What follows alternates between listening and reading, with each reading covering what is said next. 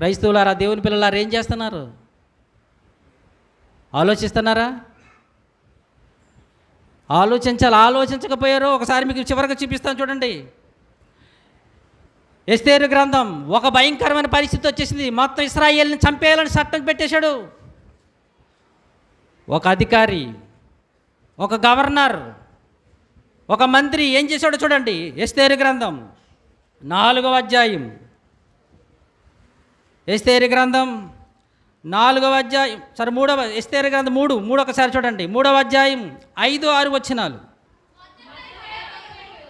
ఇక్కడ మీరు జాగ్రత్తగా గమనిస్తే, మొర్దెకై వంగకయు నమస్కరింపకయు నుండుట హామాను చూచినప్పుడు బహుగా కోపగించి మొర్దెకై ప్రాణము మాత్రము తీయుట స్వల్ప కార్యమని ఎంచి మొర్దెకై యొక్క జనులను ఎవరైనది తెలుసుకుని అహష్వేరోషు యొక్క రాజ్యమందంతట నుండి మొర్దెకై స్వజనులకు యూదులనందరినీ సంహరించుటకు ఆలోచించిన. ఎవరిని చంపేయాలని మొత్తం ప్లాన్ వేశాడు?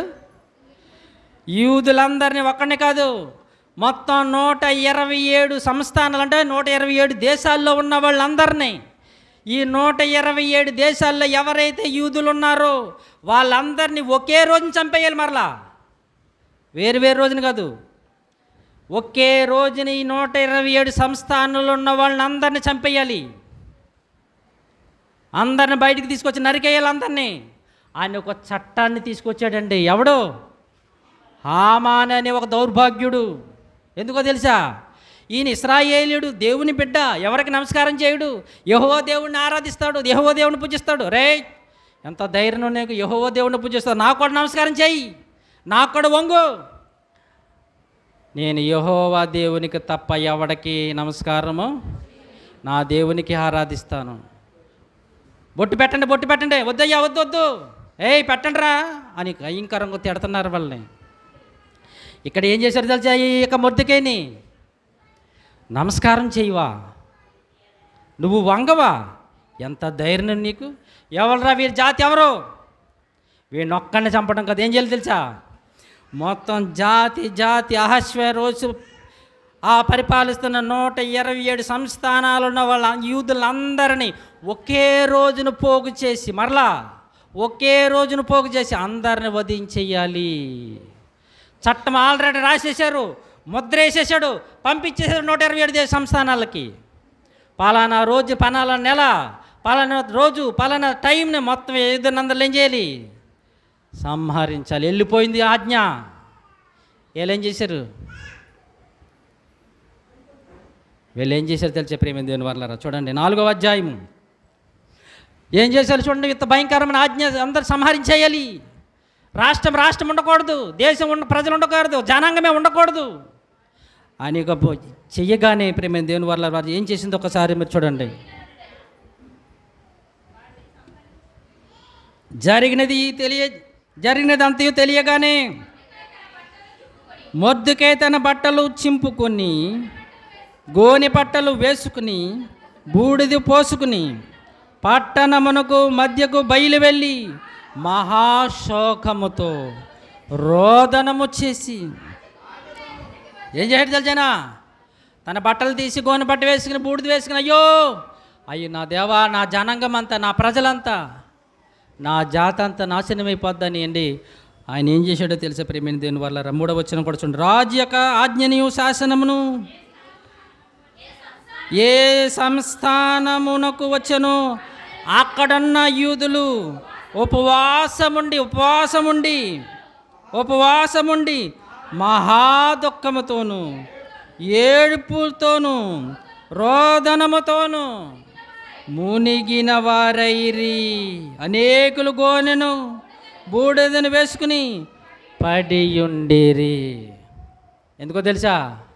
వీళ్ళందరినీ ఒకే రోజున చంపేయాలి మొత్తం యూదులందరినీ. ఈ జాతి అంత ఉండకూడదు తీయలేదు. అనేకులు మారిపోతున్నారు. నేను క్రైస్తవులు ఏం చేస్తారండి? మనసుని మారుతారు, మనిషిని మార్చారు. వాళ్ళు ఏం మార్చేస్తారు? మనసునేనండి. కఠిన హృదయాలను, త్రాగుబోతులను, వ్యభిచారులను, దొంగలను, గోండాలను, దౌర్భాగ్యులను అలా మారుస్తూ ఇష్టం లేదు. మనసులు మార్చడం ఇష్టం ఉండదు. ఈ మత ఛాందసవాదులకి పట్టారండి. వీళ్ళందరిని ఒకే రోజుని చంపేయాలని శాసనం రాగానే ప్రేమ దేవుని వీళ్ళందరూ ఏం చేశారో తెలుసా? చూడండి ఏం చేశారు. యూదులు ఎక్కడెక్కడున్న యూదులు ఆ 127 సంస్థానాలు ఎక్కడైతే చట్టం వెళ్ళిపోయిందో ఆ చట్టంలో చాటింపేసేశారు. యూదులారా మీరు ఎక్కడున్న పలా రోజు చచ్చిపోతారు, మీకు చట్టం అనగానేనండి ఎక్కడెక్కడెక్కడున్న యూదులు ఉపవాసముతో, మహా దుఃఖముతో, మహా ఏడుపులో, మహారోదనలో మునిగిరి. పలానా రోజు నేను చంపేస్తామంటే మనకు ఎలా ఉంటుందండి? పలానా ఆదివారం చర్చికి వచ్చిన వాళ్ళందరినీ కాల్ చేస్తామని వస్తారు మీరు ఎవరన్నా? ఖాళీ. చర్చికి వెళ్ళి వాళ్ళందరికీ రేషన్ కార్డు తీసేస్తున్నాం, రిజర్వేషన్ కూడా తీసేస్తున్నాం తెలుసా? నవ్వుకుంటున్నారా? రిజర్వేషన్ ఉండదు, రిజర్వేషన్లు ఉండవు. మేము ఎప్పుడో అనుకునేవాళ్ళు, మా చిన్నప్పుడు ఇప్పుడు వస్తాయండి ఎప్పుడో అనుకునేవాళ్ళు మేము. ఇది మా చిన్నప్పుడు అన్న ఈ మాటలు. పలానా పార్టీ వస్తే మా చిన్నప్పుడు వినేసాం, పలానా పార్టీ వస్తే మీకు భయంకర పరిస్థితి అని. ఈరోజు కల్లారా చూస్తున్నామండి. నిజంగా ఎంత భయంకరమైన పరిస్థితి చూడండి. ఎక్కడెక్కడైతే యూదులు ఉన్నారో ప్రేమ దీని వారు వాళ్ళందరూ కూడా ఏం చేశారంటేనండి మహారోదనతో, మహాదుఖంతో, మహాశోకముతో, అయ్యో కన్నీళ్ళు ఇడుస్తూ, దేవా ఏంటి తండ్రి, నిజమైన దేవుడిని నిన్ను ఆరాధిస్తున్నాం మేము, నిన్ను పూజిస్తున్నాయి మేము, నిన్ను ఆరాధించుకుంటే ఒక స్థలం సన్నిధి కట్టుకుని చర్చి కట్టుకుని ఆరాధించుకుంటే మా చర్చిలు కాల్ చేస్తున్నారు అయ్యా, మా బిడ్డలను కాల్ చేస్తున్నారు, మా బిడ్డలకు చదువులు రానివ్వటం లేదు. ఏంటి మహారాష్ట్ర మన దేశంలోనండి ముస్లిమ్స్లు గుర్రకాయ వేసుకెళ్ళారని గుర్రకాయలు తీసేశారు తెలుసా మీకు? ఇలా ఎంత పవిత్రంగా భావిస్తారండి. ఎంత భయంకరమైన పరిస్థితుల్లో చూడండి ప్రియమైన దేవుని వర్లారా. కనుక మనం ఏం చేయాలి? వాళ్ళు ఏం చేశారు చూడండి, ఎంత భయం. ప్రార్థన చూడండి, వాళ్ళందరూ ప్రార్థన చూడండి ఒకసారి. 4వ జమాత చదువుతున్న కింద చదువుతున్న వాళ్ళందరూ ఏం చేశారో తెలుసా? ఇక్కడ ఒక సమస్య వీళ్ళకి వచ్చేసింది, ఒక భయంకరమైన పరిస్థితి వచ్చింది. మొత్తం వెళ్ళిపోతారు అందరూ, మొత్తం ఆ జాతి అనేదే ఉండదు అసలని. చట్టమే వెళ్ళిపోయింది. వీళ్ళు ఉపవాసం ఉండి కన్నీళ్లతో, రోదనతో రోడ్ల మీదకి వచ్చి ఏడుస్తున్నారు. దేవా దేవా దేవా, నిన్ను నమ్మినందుక మాకు ఈ బాధలు, నిన్ను అనుసరిస్తున్నందుక మాకు ఈ శ్రమలు, నిన్ను సేవించుతున్నందుక మాకు ఈ కష్టాలని ఉపవాసముతో, కన్నీళ్లతో, రోదనతో, ఆవేదనతో, శోకముతో ప్రార్థన చేస్తున్నారండి. ఆ సమయంలో రాణిగా ఎవరున్నారో తెలుసా? ఎస్తేరు గారు రాణిగా ఉన్నారండి. ఆ సమయంలో రాణిగారు ఎస్తేరుగా ఉన్నారు. అయినా రాణిగా ఉన్న రాజు దగ్గరికి వెళ్తానికి లేదు. రాజుగారి సమయానికి వెళ్ళాలి. రాజుగారు ఎప్పుడైతే పిలుస్తారో, ఎప్పుడైతే సమయం ఇచ్చారో అప్పుడే వెళ్ళాలి. తమ సొంతంగా వారు వెళ్ళటానికి వెళ్ళలేదు. అప్పుడు తల్లి ఏం చెప్పిందో తెలుసా? తల్లి అప్పుడు ఏం చెప్తుందో తెలుసా? 4వ అధ్యాయము ఆమె ఒక మాట చెప్తుంది. 15వ వచనం, అప్పుడు ఎస్తేరు మొర్దెకాయితో మరల ఇట్లా, నేను నీవు పోయి సుసాను నందు కనబడిన యూదులనందరూ సమాజ మందిరమునకు సమకూర్చి నా నిమిత్తము ఉపవాసం ఉండి 3 దినములు అన్నపానములు చెయ్యకుండుడి, నేనును నా పనికెత్తలు కూడా ఉపవాసముందుము. ప్రవేశించుట న్యాయము వ్యతిరేకం. ప్రవేశించకూడదు, రాజు దగ్గరికి వెళ్ళకూడదు పిలవకుండాను. రాణి అయినా పిలవకుండా వెళ్ళకూడదు. అయినాను నా ప్రజలను, నా జనాంగాన్ని కాపాడుకోవడానికి నేను రాజునొద్దకు ప్రవేశించేదను, నేను నశించెదను. అటువలనే మొర్దెకాయ బయలుదేరి ఎస్తేరు తనకు ఆజ్ఞాపించినంతటి ప్రకారము జరిగించెను. వారు ఏం చేశారు తెలిసే ప్రేమ దేని వల్లరా? ఎస్తేరు రాణిగా ఉన్న రాజు దగ్గర అధికారం లేదు, రాజుగారు ఆజ్ఞిస్తానికి వెళ్తానికి లేదు. అప్పుడు వీళ్ళు ఏం చేశారు తెలుసా? ఈ రాజుగారు చట్టం మార్చాలంటే నేను వెళ్ళాలంటే ఇప్పుడు ఎలాగా అని 3 రోజుల ఉపవాసం మొత్తం యూదులందరూ, ఆ పట్టణంలో సూసాను కోటలో ఉన్న వాళ్ళందరూ యూదులందరినీ మొర్దెకైకి ఆజ్ఞాపించింది. ఇదిగో నేను రాజుకి వ్యతిరేకమైన కార్యక్రమం చేయబోతున్నాను. ఇప్పుడు దేవుడే సహాయం చేయాలి, దేవుడే మనకు కృప చూపించాలి, దేవుడే మనకు దయ చూపించాలి. రాజుగారి నన్ను రావగానే ఎవరు అక్కడ ఉన్నారు, తీసుకెళ్ళి పడేయండి, బోన్లను పడేయాలి, తీసుకెళ్ళి అగ్నిలో పడేయాలి. ఈ భయంకరమైన పరిస్థితి, రాజుకి వ్యతిరేకమైన కార్యక్రమాన్ని వెళ్ళి మన ప్రజల కొరకు విజ్ఞాపన చేయాలి. గనుక మీరేం చేయాలి? నా నిమిత్తము ఎన్ని రోజులు? 3 దినాలు. నేను నా పనికత్తులు కూడా ఏం చేస్తాను తెలుసా? ఉపవాసం అండి. రాజుకి వ్యతిరేకమైన, రాజుకి విరోధమైన నేను వెళ్తాను. ఒకవేళ నేను చనిపోయినా పర్వాలేదు, నశించినా పర్వాలేదు, కానీ మన జాతి అంతా కాపాడబడాలని నిర్ణయం తీసుకుంది. కనుక ప్రియమైన దేవుని వల్ల ఒక పక్కన రాష్ట్రాల్లో ఒక పక్కన వెళ్ళిపోతున్నాయి. వాళ్ళు పెట్టుకున్న టార్గెట్ 400 వస్తే రాజ్యాంగం ఉండదు, అంబేద్కర్ ఉండడు, మన ఈ కుల రిజర్వేషన్లు ఉండవు. వీళ్ళు భయంకరమైన చట్టాలు వాళ్ళు పెట్టుకున్నారు. మనం కూడా భారంతో ప్రార్థన చేయవలసిన వారమే ఉన్నాం. ఇదిగో రేపే ఎలక్షన్, వాళ్ళు రాకముందే చెప్పేస్తున్నారు. మన ఈ హైదరాబాద్లో ఒకటి అంటున్నాడు, వాళ్ళ చర్చీలు నిజంగా ఫేస్బుక్లో కూడా పెట్టేశాను నేను. మేము రాగానే చర్చిలో ఎక్కడైతే అన్యాయంగా ఉన్న కూల్చేస్తాం, మసీదులు కూల్చేస్తాం, రాసుకోండి అంటున్నాడు. అంతే చప్పట్లు కొట్టేస్తున్నారు. బాబా మనడు ప్రసంగం చేస్తున్నాడు, చప్పట్లు కొట్టేస్తున్నారు. చర్చిలు కూల్చేస్తాం, మసీదులు కూల్చేస్తాం మేము రాగానే. ప్రేమ దేవుని వల్ల ఎంత భయంకరమైన ప్రతి మన కళ్ళ అసలు రూల్ కానీ మాట్లాడకూడదు. తెలుసా? ఒక రాజకీయ నాయకుడు మతం గురించి మాట్లాడకూడదు. చట్టాల్లో మన అంబేద్కర్ రాశాడండి, ఏళ్ళో తొక్కేస్తున్నారండి రాజ్యాంగాన్ని. కనుక ప్రేమ దేవుని వల్ల ఇక్కడ ఏమంటారు, తల్లిగారు ఏం చేశారు తెలుసా? నేను తెగించి, నేను చచ్చిపోతాను, నేను నశించెదను, కానీ మీరు మాత్రం నా కోసం ఏం చేయాలి తెలుసా? ఉపవాసం ఉండి మన జాతిని మనం కాపాడుకోవాలి, మన చర్చిలను మనం కాపాడుకోవాలి, మన విశ్వాసాలు మనం కాపాడుకోవాలి, మన సమాజాన్ని మనం ఏం చేయాలి? కాపాడుకోవాలి. దానికి మనం ఏం చేయాలి? ప్రార్థన చేయాలి. ఇంకా మనకి వాళ్ళకి లేని ఒక అర్హత ఒకటి ఉందండి మనకు ఈ రోజుల్లోనూ. వాళ్ళకి లేదు, మనకేముంది? ఓటు. వాళ్ళకి లేదు మా రోజు. ఈరోజు మనకేముంది? దేవుడు మనకి ఈ రోజులు ప్రపంచంలో ఓటు ఇచ్చాడు, ఈ ఆయుధమైనది ఇచ్చాడు. దీని గురించి చాలామంది చాలా రాశారండి. కోట్ల రూపాయల కంటే విలువైన దీన్ని ఓటు అంటున్నాడు ఒక ఆయన. ప్రపంచాలని దేశాలని దించేసేది నీ ఓటు. కనుక ప్రియమైన దేవుని వల్ల ఆ రోజు వాళ్ళు ఏం చేశారు? ప్రార్థన చేసి, ఆమె ఏం చేసింది తెలుసా? ప్రార్థన చేసి కూర్చోలేమో, ఇంటికాడ ఉండలేదు. ఏం చేసింది? ఉపవాస ప్రార్థన చేసి కూర్చుందా? తెగించి వెళ్ళింది రాజు దగ్గరికి. ప్రార్థన చేయాలి, రాజు దగ్గరికి వెళ్ళింది.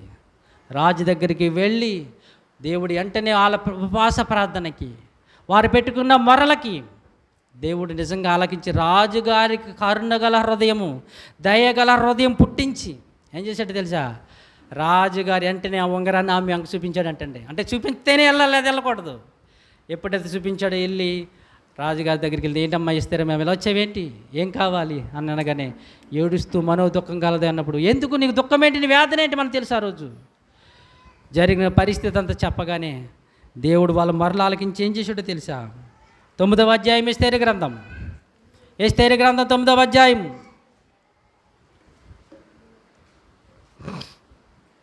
25వ వచనం. ఎస్తేరు రాజు ఎదుటికి వచ్చిన తర్వాత అతడు యూదులకు విరోధముగా, చూడ మాట జాగ్రత్త గమనించాలి, యూదులకు విరోధముగా తలపెట్టిన చెడు ఆలోచన తన తల మీదకే వచ్చినట్లుగా చేసి వాడును వాని కుమారులను ఉర్రి కొయ్య మీద ఉర్రి తీయబడినట్లుగా ఆజ్ఞ రాయించి ఇచ్చాను. ఎలా మారిపోయింది చూసారా చట్టం? ఎవరినైతే లేకుండా చెయ్యాలి, ఎవరినైతే నాశనం చెయ్యాలి అని చట్టాన్ని తీసుకొచ్చేసాడో వాడి పని ఏమైందో తెలుసా? వాడే చచ్చాడంటండి. చట్టాన్ని తీసుకొచ్చినాడు ఏమైపోయాడు? రాజద్రోహమును నోర్పబడి, రాజద్రోహిగా చెప్పబడి, రాజు చేత ఆజ్ఞ తీసుకొచ్చిన వాడే రాజుకు ద్రోహి అయిపోయి చివరి ఉరుకొయ్యి మీద. కానీ వాళ్ళు ఏం చేశారు? ఈ కారణం జరగడానికి వాళ్ళు ఏం చేశారు? దేవుని పిల్లలుగా, దేవుని ఎరిగిన వారుగా వాళ్ళకు వచ్చేసిన విపత్తులను చూసి భయపడిపోలేదు, వణుకుపోలేదు. సర్వశక్తి గల దేవుని దగ్గర వాళ్ళు ఏం చేశారు తెలుసా? కన్నీళ్లతోనూ, రోదనతోనూ, శోకముతో, మనోదుఖంతో ఉపవాస ప్రార్థన, తినేసి ప్రార్థన కాదండి, ఉపవాస ప్రార్థన. దేవా ఇదిగో పరిస్థితి ఎలా ఉంది, మరొకసారి వస్తే మా పరిస్థితి ఎంత భయంకరంగా ఉంటుందో తెలియదు. ఇప్పటికే ఆ యూపీ, ఎంపీ, రాజస్థాన్, బీహార్, మధ్యప్రదేశ్, ఆ పక్కన రాష్ట్రాలన్నింటిలో పాపం క్రైస్తవులు వణుకుపోతున్నారండి, గజ వణుకుపోతున్నారండి. ఎవరు నోరెత్తితలేదు. జోగి అని ఉన్నాడు, జోగి ముఖ్యమంత్రి ఒక ఆయన ఉన్నాడు, పెళ్లి కాలేదు. ఆడు చెప్పాడు మొన్న వెళ్ళిపోయి మొత్తం క్యాన్వాసింగ్కి వెళ్ళాడు. ఎలా వెళ్ళాడు తెలుసా? బీజేపీ ముఖ్యమంత్రి అయినా ప్రొక్లైన్లు ఉంటాయి కదండి, బుల్లాజర్లు తీసుకుని వెళ్తున్నాడు రోడ్డు అంటే క్యాన్వాసింగ్కి. చూడండి, క్యాన్వాసింగ్కి వెళ్తూ బుల్లాజర్ తీసుకెళ్ళి అక్రమంగా చర్చిలు, ముస్లింలు కూల్చేస్తాం మేము రాగానే అంటున్నాడు.